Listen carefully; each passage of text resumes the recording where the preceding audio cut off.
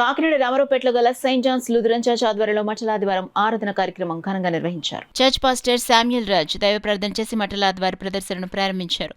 కార్యక్రమంలో Sunday school చిన్నారులు, church సభ్యులు, స్త్రీల సమాజం సభ్యులు, పీసీసీ, ఎల్సీసీ సభ్యుల ప్రదర్శన, డీఎస్పీ ఆఫీస్, పొట్టి శ్రీరాములు విగ్రహం centre, Subbaiah hotel centre Ramaraopeta శివాలయం మీదుగా తిరిగి చర్చ్ వద్దకు చేరుకుంది.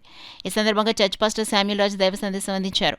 కార్యక్రమంలో ఎంజే ప్రభుకుమార్, చర్చ్ సంఘ సభ్యులు, చర్చ్ సభ్యులు, మహిళలు, చిన్నారులు పాల్గొన్నారు.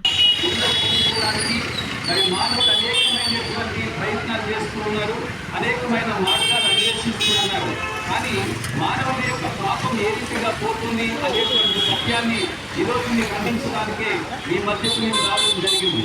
మానవుని యొక్క పాపం ఏ రీతిగా పోతుంది అంటే పరిశుద్ధ గ్రంథం చెప్తుంది, యేసు రక్తము ప్రతి పాపం నుండి మనల్ని పవిత్రులుగా చేయను అని.